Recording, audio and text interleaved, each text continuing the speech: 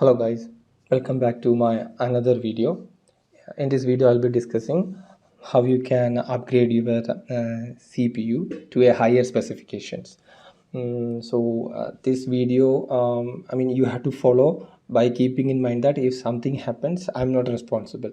Okay, so just take it as a reference and do at your own risk.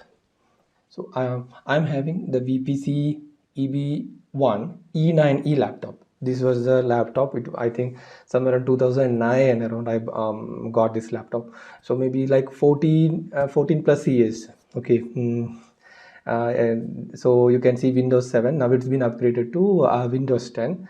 Plus you can see with this newest OS, okay, and every applications are keep getting heavier and heavier. So with this processor, as you can see, the processor i3-330, this is a first generation processor.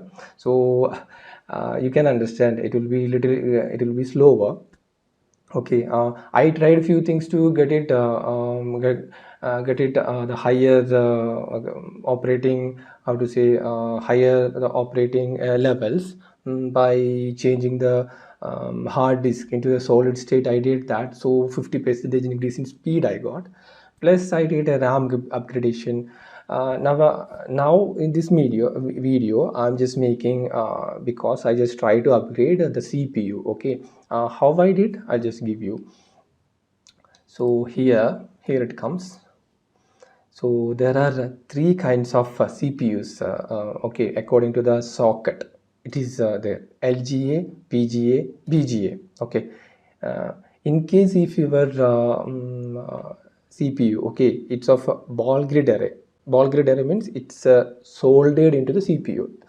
You can't just, it's not quick attachment and detachment mechanism. It is a soldered, okay, it's a permanent. So in that case I would say it is you can't do it at your home. Okay, if you are like me, if you are an amateur in these fields, okay, better you check with any chip level repair shop. Is it possible to do upgradation? If you are able to find it out from the other online media, just check with the repair guys. Okay, then happy news, if it is an LG and PGA, happy news for you guys, you can do it at your home. Okay, at your own risk. Okay, yeah, LGA means the pins are located on the motherboard. Okay, PGA means these pins are located on the CPU. For me, these i3-330, okay, its pins are located on the CPU. I'll just show you one picture. You can see the i3-330.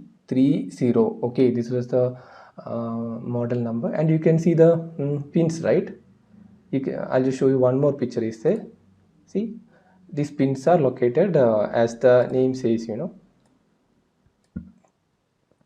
on the CPU, PGA. So this is a PGA. For your familiarization I am giving these pictures. This is PGA. LGA means these pins, it will be located on the motherboard side. These small pins it is. Okay, it's like biscuit shape, these all are.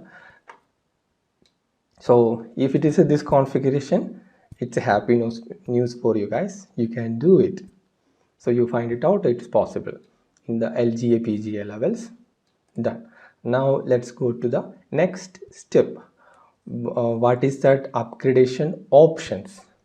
I'll just show you one screen.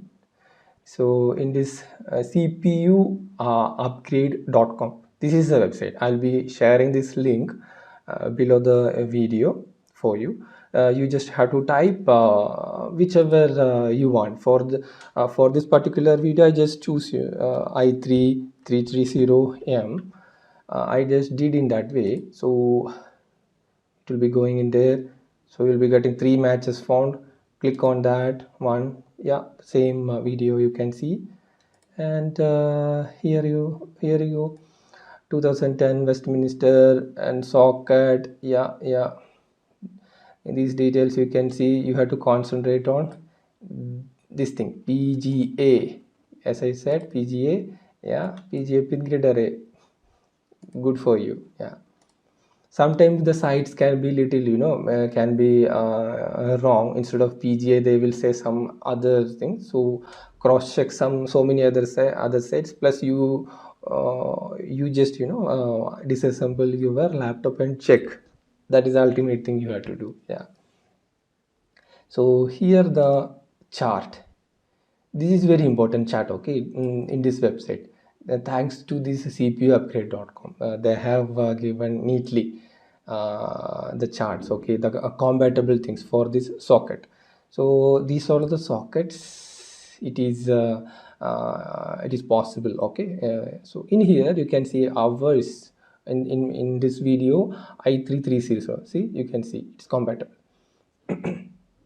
So for the higher range, yeah, you can see ours is coming here. Yeah, this is the bottom, at the bottom, okay, at the bottom of the particular page for the whatever processes you are searching. Just go to the very bottom, Intel Core i3-330M performance.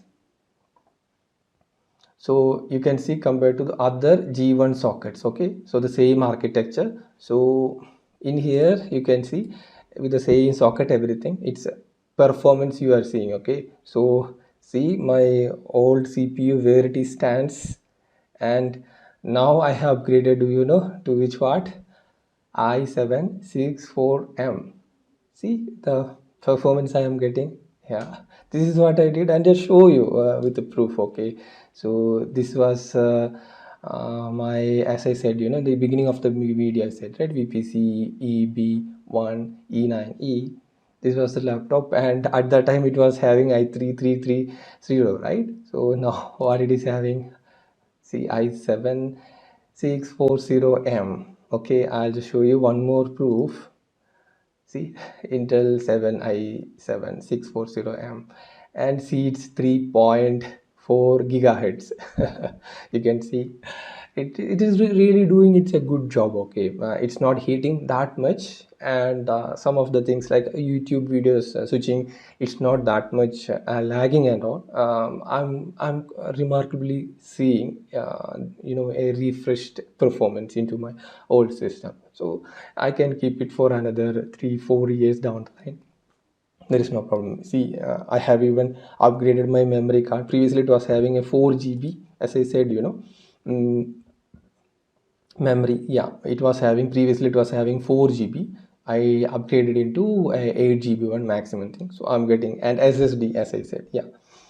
So I'm getting now an optimal performance for my day-to-day or once in a month or once in a week kind of a browsing. Those things are we can manage it in this system.